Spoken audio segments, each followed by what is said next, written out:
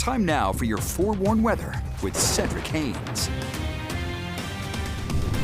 Okay, everyone. Cedric Hayes coined the phrase, we're welcoming in Mr. Hayes this week. Mr. Hayes. Mr. Hayes. Yeah, Mr. Hayes, not related, by no relation needed. That's Haynes. That's right, that's right. But Mr. Hayes is going to definitely make its presence known across the area as we go into the coming days here in our northern valley. So if you remember a couple of weeks ago, hopefully it won't get that bad, but we are likely going to see several days of increasing haze out there. Now, as we look outside the studios now, I got a little bit of a breeze, but overall not bad. Mid-40s with your temperature.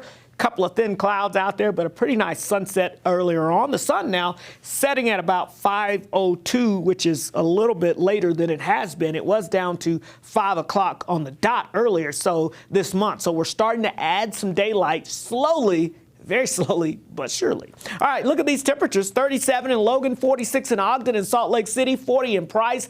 And over towards Heber, we've got 37 in Emory. It's, of course, remaining cooler over towards our eastern areas here as you get towards Castle Country and the Uintas. And then we've got temperatures still 58 in St. George. You made it into the low 60s earlier today. So as we look at the upper level futurecast, I mean, folks, you know the pattern. I know the pattern. We all know the pattern, right? With this high pressure ridge to the south, that sends everything up into Canada and around us. It doesn't allow any storms to break through. So we stay with the inversion. As high pressure continues to leave that stagnant air stuck close to the ground, we get that haze that develops, but the haze is, of course, what we see. What we breathe in is the pollution, and that means decreasing air quality, and that will continue all the way into the weekend as well. Now, we're going to watch a couple of weak storm systems that try to break the ridge down as we get towards Sunday into Monday. Could bring us a slight chance of precipitation, mainly for our mountains, but not expecting much from that.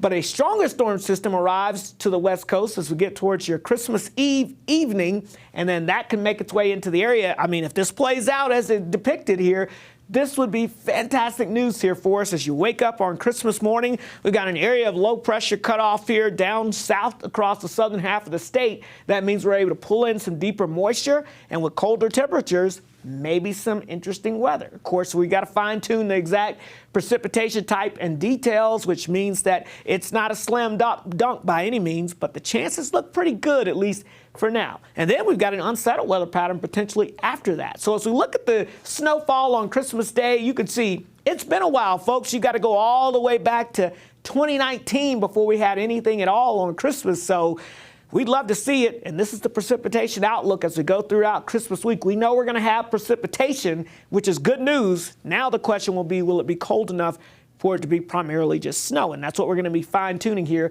as we get in the coming days. Here's the latest projection here from one of our long-range computer models, bringing that low pressure in across the state as we get into Christmas Day. If this plays out as depicted, yeah, we could be talking about some snow at least falling on Christmas Day.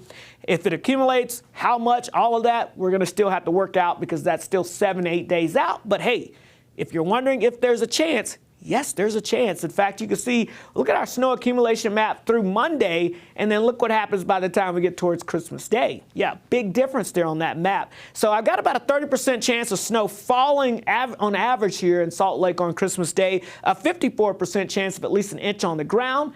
We bumped the totals up to about a 65% chance here. That's up from a 60% chance yesterday. So yes, I'm still saying there's a chance. Let's continue to watch the trend, though, before we get too excited. St. George, looking at lots of sunshine, temperatures in the 60s for highs, lows right around the 30s. And then the Wasatch Front, it's all about the hazy sunshine, temperatures well above average. And then as we get towards next week, of course, all eyes will be on Christmas Eve, Christmas Day, the first night of Hanukkah. We got all of it in there, and maybe some rain and snow. So, hey, yeah. A little bit of everything. A little bit of everything for everyone. Yeah. Oh, yeah. There you Seems go. like a good night. Stay inside. Yeah. Watch